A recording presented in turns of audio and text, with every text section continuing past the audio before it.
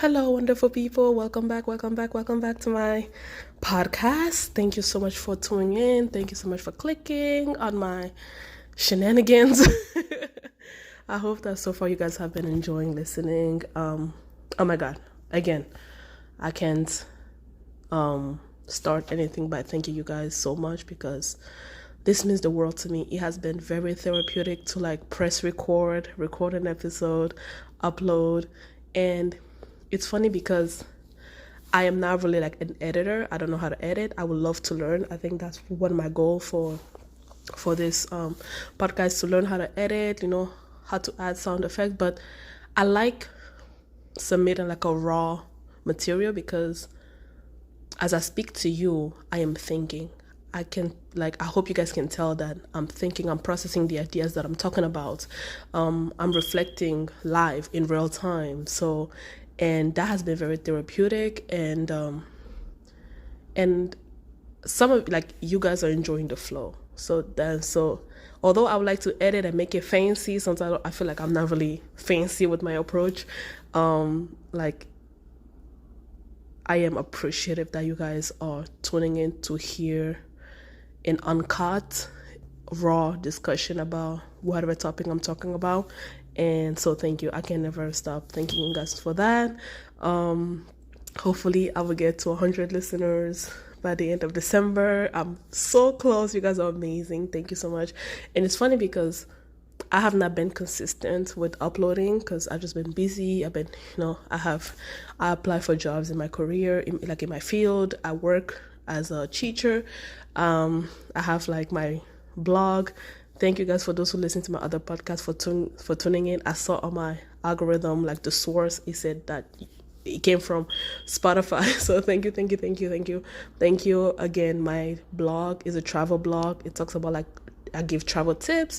It's geared towards American, but anyone who's adventurous or who wants to embark on an adventure, please check it out. It's great. It's so therapeutic for me to talk about traveling and help people to travel, because when I think about my 20s, I don't know where I would be without traveling. I feel like traveling raised me. It made me into the comfortable woman that I am. The experience that I've gained through being in China, Belgium, France, the Netherlands, Spain, Italy, Greece, Canada, every place that I've been, it has honestly shaped my being, and I am so happy. I'm so proud of the woman that I am today. I'm proud of the woman that I am becoming. I'm proud of the woman of tomorrow.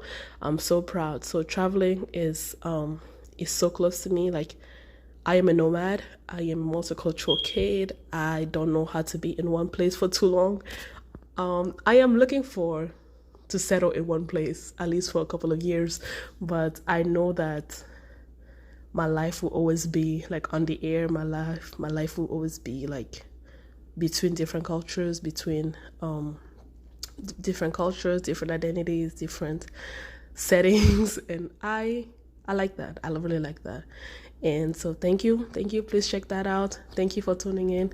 And I wanted to kind of continue on the theme of the church. My last episode was about the Christian faith, right? The Christian faith in African history, in Black history, in Congolese history. And I talked about how similar the teaching of the Christian faith is to our African identity, our Congolese identity as a community, right?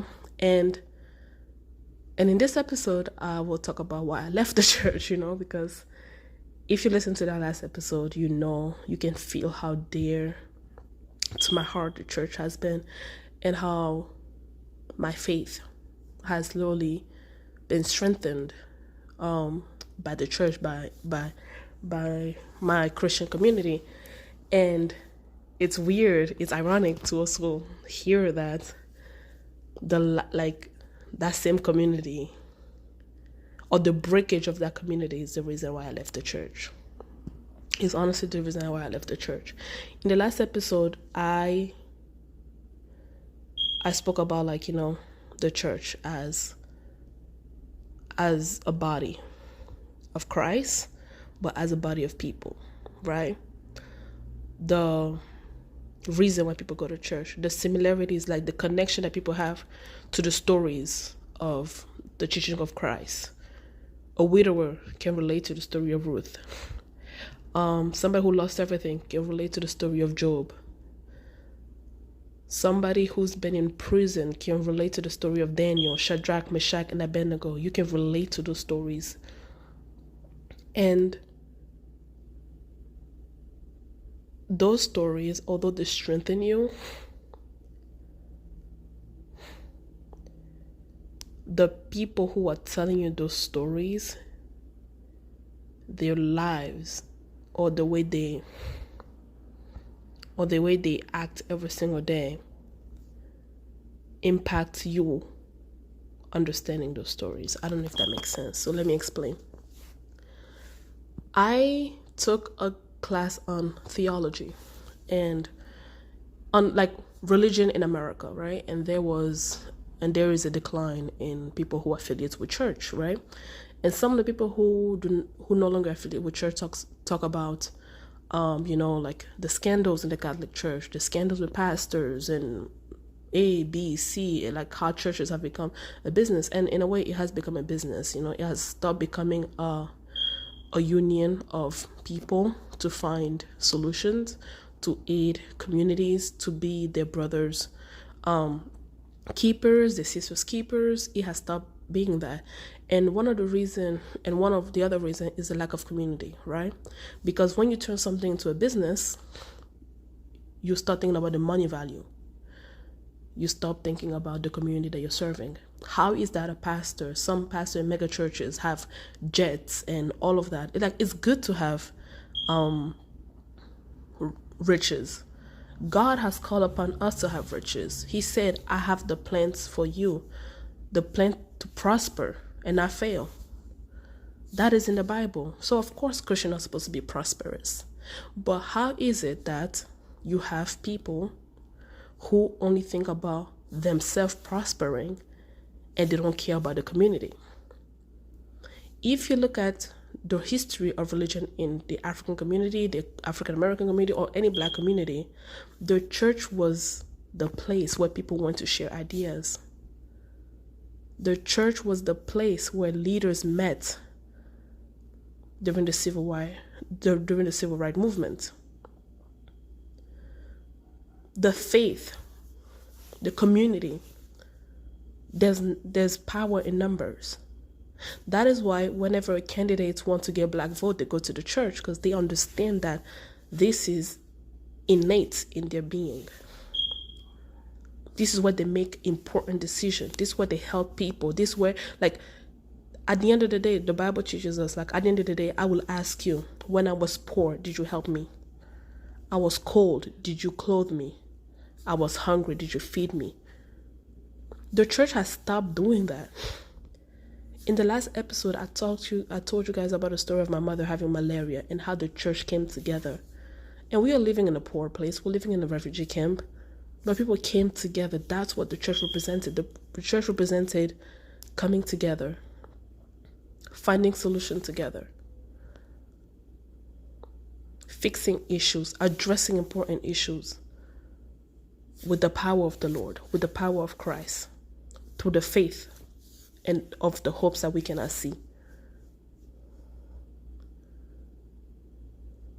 The church has lost its foundation. It has lost its community. And as a kid who went to church, not because my parents influenced it on me. I told you guys, I went to church by myself. I was in my underwear when I went to church. I loved the music. I fell in love with the music. I fell in love with the community. I fell in love with unison. As somebody who was drawn by herself to go to church at 3 years old, mind you, because of that community. I have father figures. I have mothers. I don't have a mother. I have one mother that birthed me.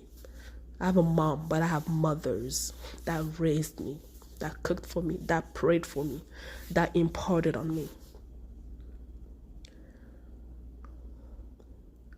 And it was a hard decision to leave the church, because when we moved to the United States, I lost that community. I lost that community. I went to church thinking that I can find that community, but I didn't. The Bible says when you give with your right hand, your left hand is not supposed to know. When you help somebody, you're not supposed to spread it around like I helped somebody. That's not the Christian. That's not the way Christian lives, or are supposed to live. But in these new churches, when somebody help you, they go and tell everybody. When you have a problem and you ask somebody to help you pray, to pray with you, to pray for you, and you tell them why you need prayer for, it becomes a theme in next week's sermon. People have stopped seeing all of God's children as equal. Instead of seeing them as believers who are sharing a common faith, they started seeing them as dollar sign. And it's not wrong to be rich. I want to be rich. My goal is to be a millionaire. And through God who strengthens me, I will become a millionaire. It's not bad to be rich. But how is it? You have mega churches. You have somebody like Joel Osteen who has a big church, but during a hurricane, he refused to let some people in the church that they help pay it for, the church that they help with the light bill.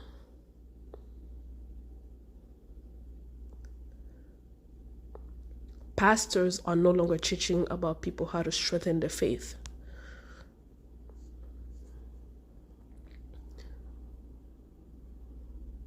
They're not.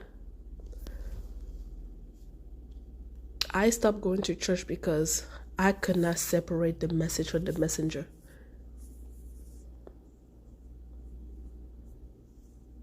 And it's funny because there are some people in society that we hold in high regards. Yes, they are humans, and humans will make mistakes, and humans are allowed to make mistakes, and I give him grace, and I give them grace. Point blank, period. New sentence. When somebody trusts you, when you represent a higher being, not a higher being, but like when you present a figure, a father figure, a spiritual figure, you have to do your darn best to come with clean hands.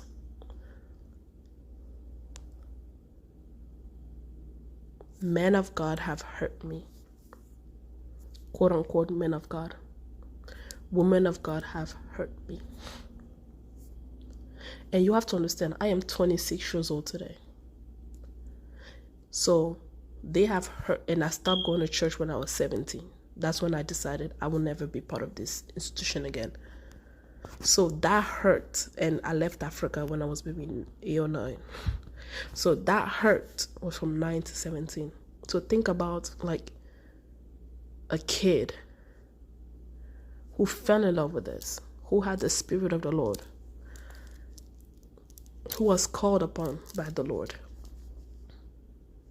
I'm a kid. I'm still a kid at 26. Instead of strengthening my faith, you caused me to leave the body that always reinforced my faith in God. Because church is important. Because church is not the building. Church is the people. As a multicultural kid, I always tell people, like, I am not, I do not belong to a country. I belong to a set of people. People that make me feel good. People that encourage me. People that support me. People that move me forward. And the people that I had at church, when I first started going to church, they're the people who are going to eat my bride price. They're going to be the people that I will love to share my dowry with. My childhood pastor, I pray that God keeps him alive, because I would love for him to bless my marriage.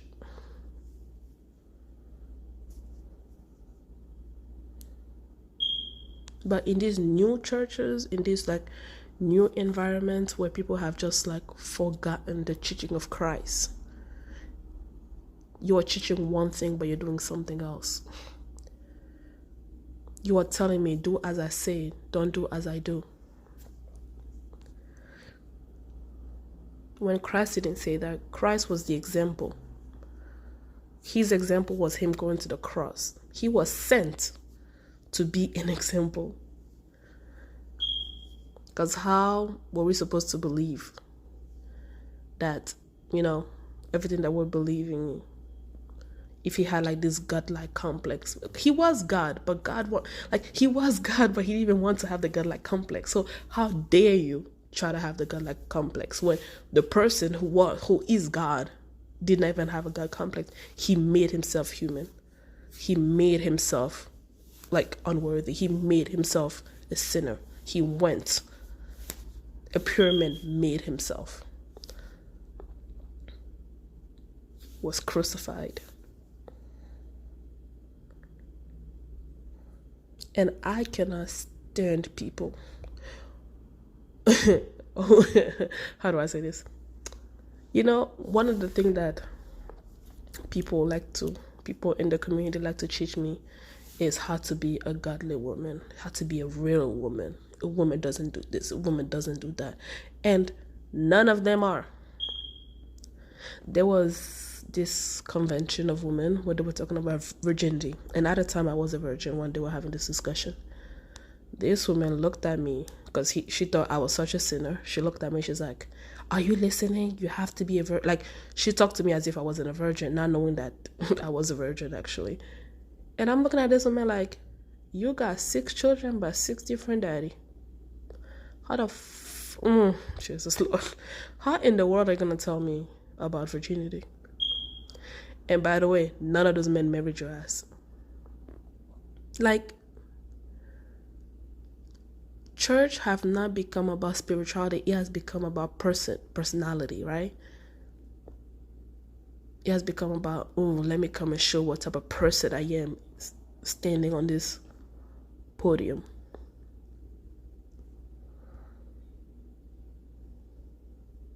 It has become about the haves and the have-nots. It has become about popularity context. Who likes the pastor more? Who gives to the pastor more? Who calls the pastor more? Who tells the pastor the entire business? I don't tell people my business. As somebody who loses friends every year, I am at a point where I don't even like friends. Like, I love my best friend. To be honest, she's not even my friend. She's my sister. She's my sister, so that's different. I don't even like friends, to be honest with you. People that I thought I was going to be with for the, and in friendship, I mean, for the rest of my life, I don't even consider them, because I am at a place where my mindset is, do I trust you with my kids? If I'm not around, would I sign your name to keep my kids? Can you be motherly to my kids? That's how I'm thinking these days. Because when I go to work, I work with children. Some teachers are not supposed to be teachers. Some teachers, they're just coming in for the job. Like, they don't show that they care about these kids. Like, the way I love my students, the way I give to my students is the gift that God gave me. And I would like for my children, again, I am a product of great teachers. I am a product of teachers who did not see me solely as a student, but teachers who saw me as a kid that deserved their attention, and if directed correctly, I will move forward. I am a product of great teachers. That is why, at my wedding, my teachers are going to be front and center, because the woman that I am, the woman that I'm becoming, the woman that I've become, is the girl that they raised. So when I'm thinking about my circle, the way I'm defining my circle, the test that I'm putting my circle, the people around me, is like, will I live with my kids? And there were some family members that I would not even dare leave them with my kids. Like, no. And that's how I feel about some people, like most people in churches today. I don't feel like you can celebrate truly with me. I don't feel like you can truly pray with me and for me. I don't feel like I can share my dreams, my wants, my aspiration with you through Christ. I don't think that. So why would I go? Because church is innate in the belief of community. That is why God said, when there is 2 or 3 who are gathered in my name. Because it's cool to gather. You can gather anywhere. But when 2 or 3 are gathered in my name, I am there. But that doesn't mean if you don't have 2 or 3 people, that God will not be there for you. No. Because God said, I am the truth and the light.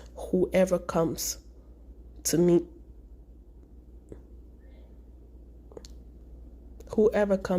shall be saved. So my salvation does not depend on who I'm praying with. It does not. And people be like, oh yeah, you go to church for Jesus and you not go to church for the community.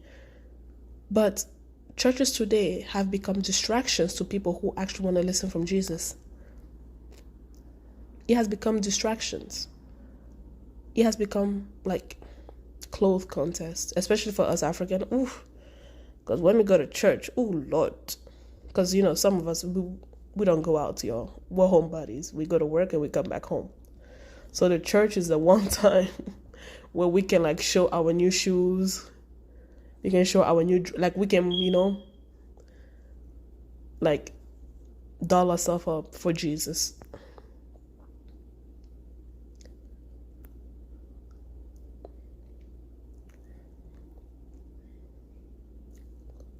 Christianity was, and I said this, was accepted. Outside of brutality was accepted, and it continues to be accepted in the Black culture because it resembles our belief in community. And with that community, we lose our identity in Christianity, and we lose our identity in the African community. I will go on where communities should stop, but as somebody who's a product of different communities, different good communities, I will forever be a proponent of communities, because you need somebody. You may not need everybody, but you need somebody. God doesn't come from heaven to bless you. He always sends somebody. And the sad truth is that somebody are not found in churches today. And as somebody who wants to keep her Christian faith, it was time for me to just say goodbye to the building and to the people inside that building. Will I go back to the church, to the community? I don't know. Yesterday I texted my friends. I texted 2 of my girlfriends. I was like, hey, let's schedule a prayer time. because I pray by myself, and I love praying by myself because I can lay everything down, like let everything out in the Lord. But it's also good to pray with somebody. And I'm glad that both of my girlfriends said yes. And starting this week, we're gonna have like a prayer line, because I trust these two girls. I know that they are sent from God. I know they want my best interests. I know they are supportive. I know that not only can I be a blessing to their lives, but they can be a blessing to my life.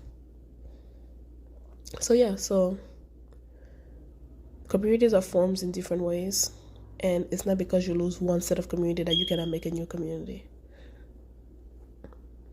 So, yep, that was my spiel. I hope you learned something new. I hope you enjoyed it. Please let me know what you think. Are you a part of a church? Have you left the church? Are you a Christian? Are you a Muslim? Are the things that is happening in the Christian faith, is it also happening in the Islamic faith? If you're Hindu, if you're Buddhist, like how is your religion and community mesh? And yes, let me know. As always, thank you so much. I love y'all. Thank you so much. Talk to you guys later. Bye bye.